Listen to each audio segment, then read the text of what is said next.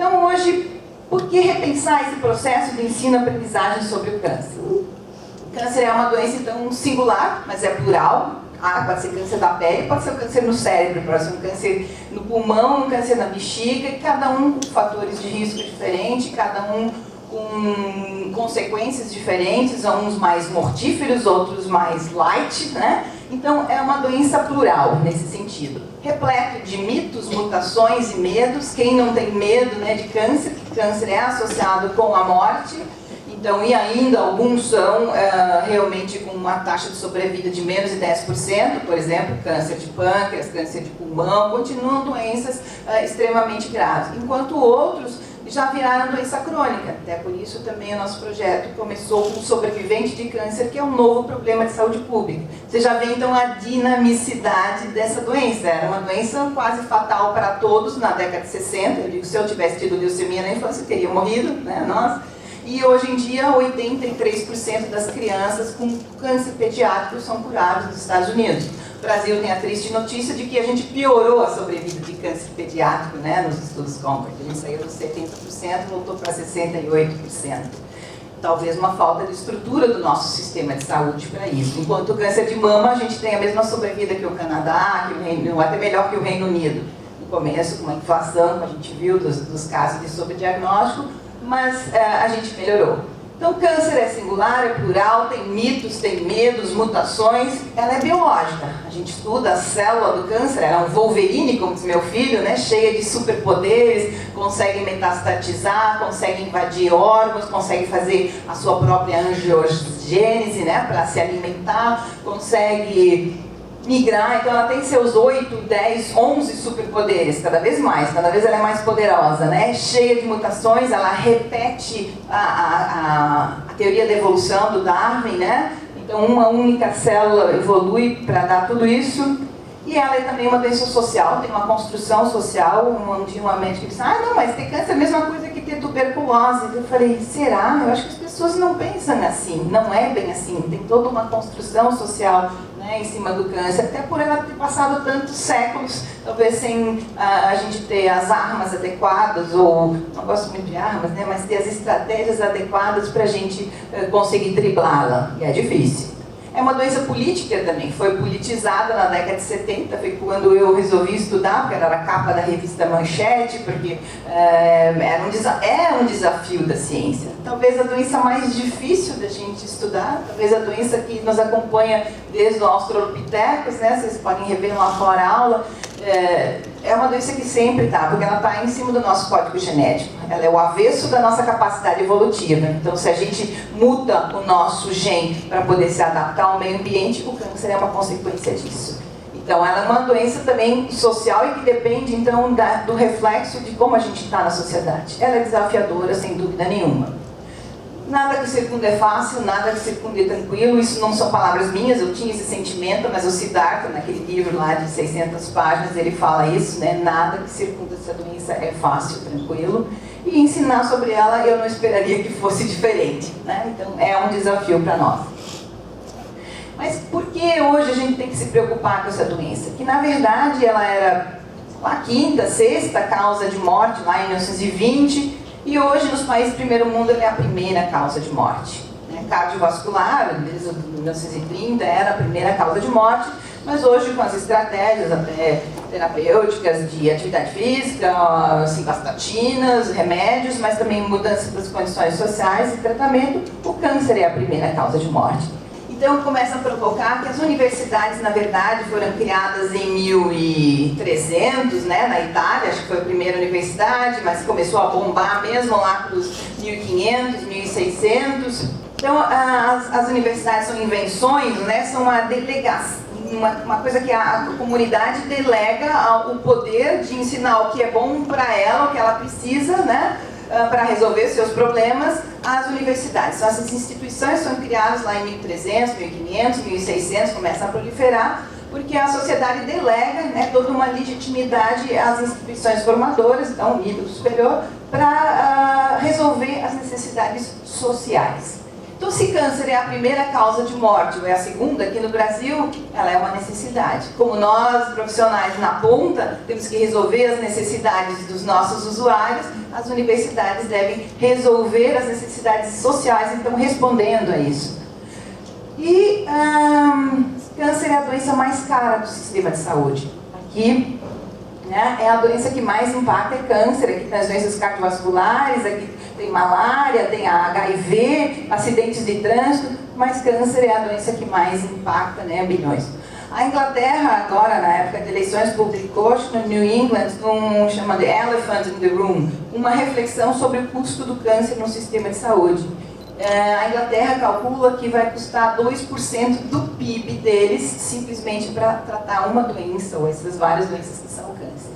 Quanto que o exército brasileiro gasta? 1,5% do nosso PIB. Então imagina 2% do PIB da Inglaterra para tratar um grupo de doenças. Então é a doença mais cara, a doença que mais avança. Então, se não é pelo paciente, pelo sofrimento, pela dor, o custo também. E aí um sistema de saúde pode ficar inviável, insustentável, né, quando uma doença consome 2% do PIB. Então, é uma grande preocupação a gente fazer tudo que a gente sabe, né, para evitar a doença, para tratar o possível, mas num sistema de saúde, então, sustentável. Mas eu vou ensinar.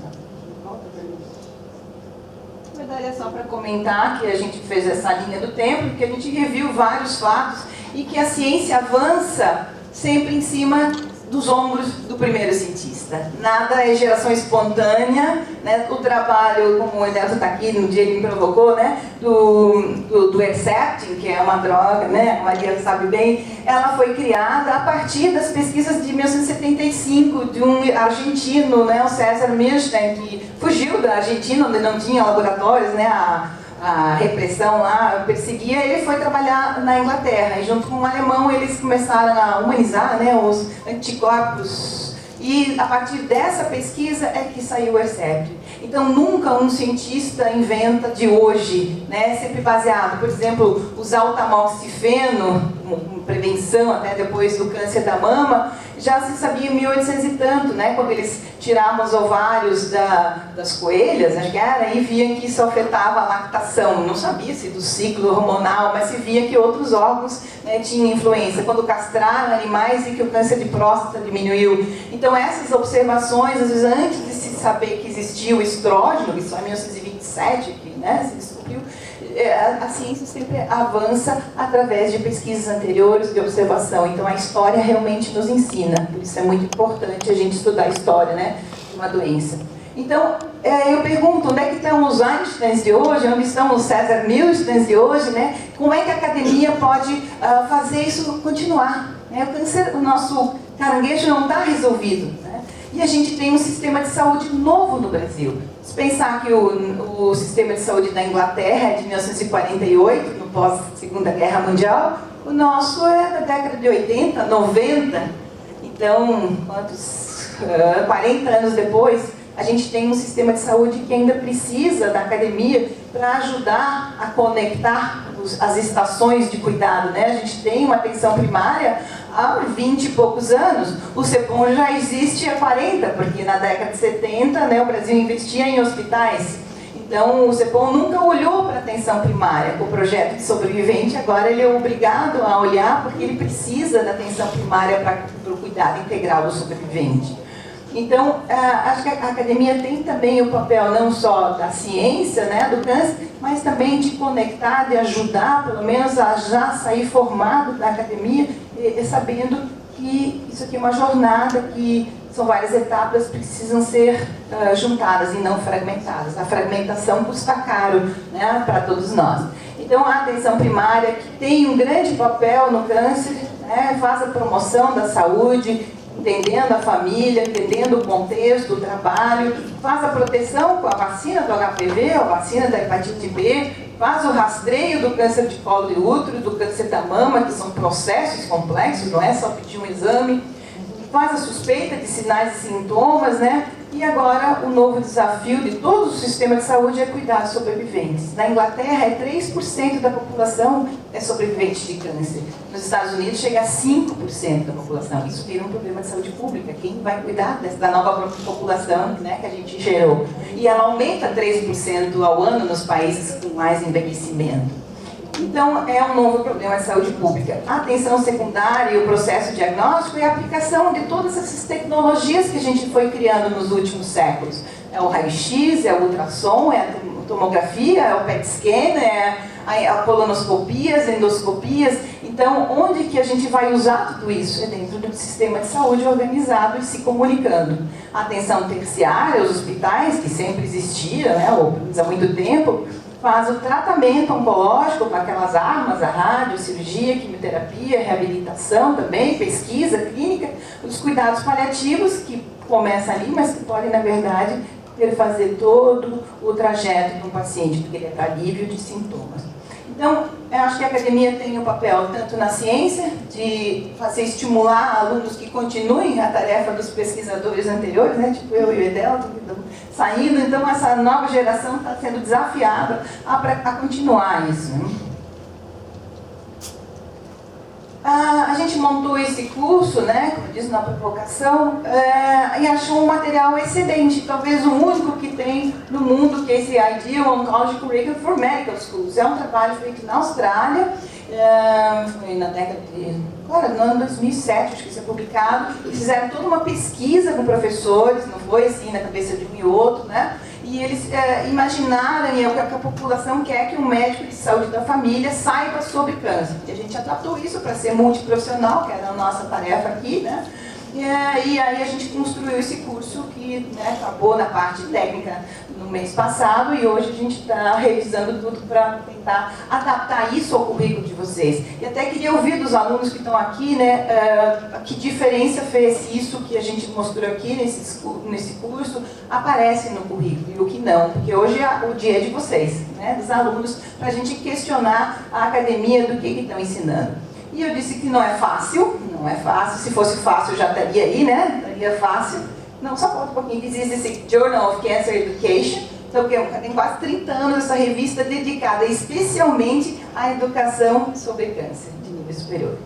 Então, quando eu vi isso, falei, nossa, o Journal of Cancer of Survivorship tem há 7 anos, 8 anos. Esse aí existe há 30 anos para ensinar sobre essa doença. Então, o nosso caranguejo, né, que é o símbolo do câncer, não está montado. Eu acho que nas últimas 15, 20 anos a gente aprendeu muito sobre a biologia da célula, né? A gente sabe agora dos superpoderes, a gente está criando remédios para desativar oncogenes que a gente ativou, mas ainda precisa de pesquisa. E acho que talvez o grande desafio também é o nosso sistema de saúde.